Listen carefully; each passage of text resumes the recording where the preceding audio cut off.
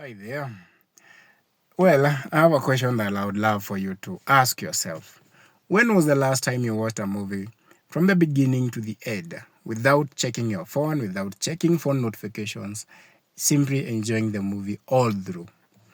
There are several videos I've seen on TikTok, people showing that you are prepared to watch a movie with your spouse, you prepare your setup, and you start watching the movie. But 2 or 10 minutes in, you find that you're no longer watching the movie. You are on your phone scrolling on Instagram Reels or TikTok videos as the movie is playing by, and you'll do that all through that 1 hour until the movie is over, and then you turn off the TV and go back to bed to continue scrolling and watching those videos. According to a research conducted by Dr. Gloria Mark at the University of California back in the year 2004, the average attention span of an individual on a digital device was approximately 150 seconds. The research tracked screen interaction over the years and found that by 2012, that number had plummeted to up to 75 seconds. Most of the social media apps are designed to keep you hooked as long as possible, including the app you are watching this video. You can consider consuming content as eating food. We've been consuming the junk side of the content, the burgers and the pizzas. How about you consume the healthy side of the content? It has been so hard to watch a 10-minute long video without the urge to swipe to the next video. This has led to creators compressing a lot of information into a very short video or cutting videos each and every second, trying to keep you hooked. As a result, this keeps you at a hyper-stimulated state of the brain. With continuous consumption of this content, your brain accepts this new reality. As a matter of fact, we can do a small test here. We are going to pause this video. No voiceover, no background music, just some 10 seconds of absolute stillness. Try to sit with it without looking away or checking your notification.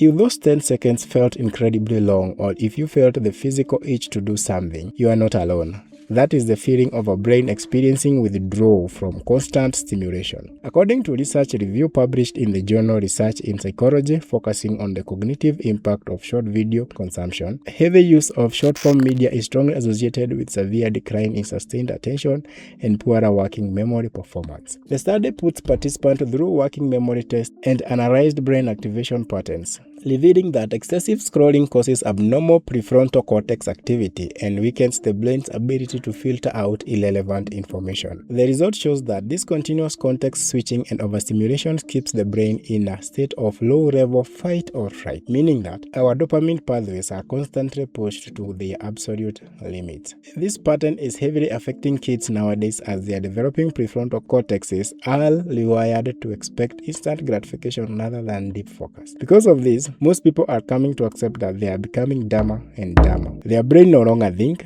They do not feel creative like before. However, when consuming usual content on social media, their brain is highly active as it is used to a hyper-stimulating content to create more dopamine. Hence, you find it easy to maintain focus on social media content unlike other skills. So the question here is, how can we stop this?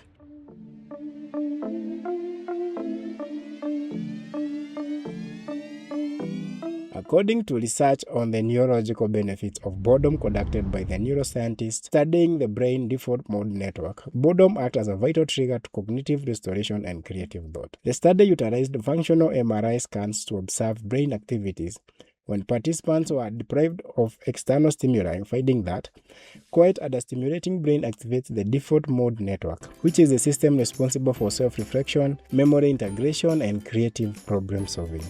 The researchers discovered that periods of passive mind wandering allow the brain to lower its baseline dopamine expectation and rebuild cognitive control. The effects of this process includes massive increase in the uniqueness of ideas, improved mental flexibility, and natural regulation of the brain's reward pathways. This research reveals that simply by doing nothing, your brain switches to creative mode. When you have no phone, screen, or music, or any other activity competing for your attention, then you get to think. The idea here is to do nothing. You can try this. Take 1 hour of your day doing nothing. Sit down or take a walk with no distraction. Do this for a whole hour and you'll note that at that time your brain panics, searching for dopamine as it is used to. You can look at it as if your brain is hungry and is looking for food. The more time passes by, if you deprive your brain of the food it is used to, then it starts craving anything that will satiate that hunger. By anything else, I mean longer video format, creativity, gardening, reading, learning new things, the productive part of life. The brain has been wired to be consuming things always, hence it will accept anything else if the regular junk content is not provided. But there is a deeper reason why we run away from this quietness. It isn't just about dopamine, it is because we are suffering from deep solitude deprivation. Historically, humans spent hours every day alone with their thoughts. Today we have completely eliminated those quiet gaps. The moment we are left alone, our unsolved anxieties, our undressed fears, and our deepest self-doubt begin to surface. To avoid facing ourselves, we reach for our phones to drown out our minds. We use social media as a digital shield against our own inner monologue. When you deprive yourself of solitude, you never truly get to know who you are. You are constantly reacting to other people's ideas, videos, and thoughts, leaving no room for your own voice to develop.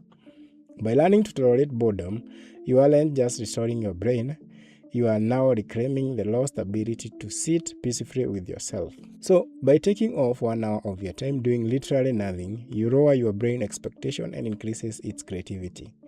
Doing this several times, the brain starts generating new neuron connections and simply grows bigger. Most of the innovative inventions happened when the inventors were bored. According to the historical records of scientific discovery, Isaac Newton formulated the early concept of the theory of gravitation during the Great Plague of London in 1665, when he was forced to retreat to his family estate at Woolsworth Manor.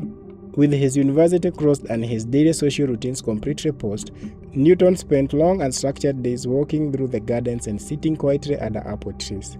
It was during these prolonged hours of absolute quiet and lack of distraction that his mind began to wander, allowing him to connect the falling of an apple to the orbits of the planet.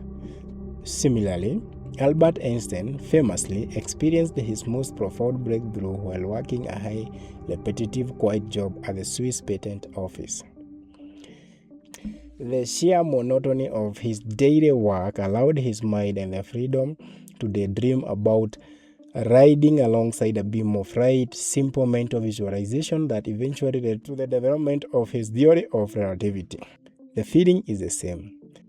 Well, the brain processes dopamine in the exact same way, whether you are scrolling through social media or working on a highly productive long-term personal achievement. When you accomplish a difficult task, finish a physical project, or learn new skill, your brain releases dopamine as a reward, reinforcing that positive behavior. The issue is that social media algorithms provide continuous flow of effortless dopamine, making your brain prefer instant gratifications over the healthy hard-earned dopamine that comes from real achievements.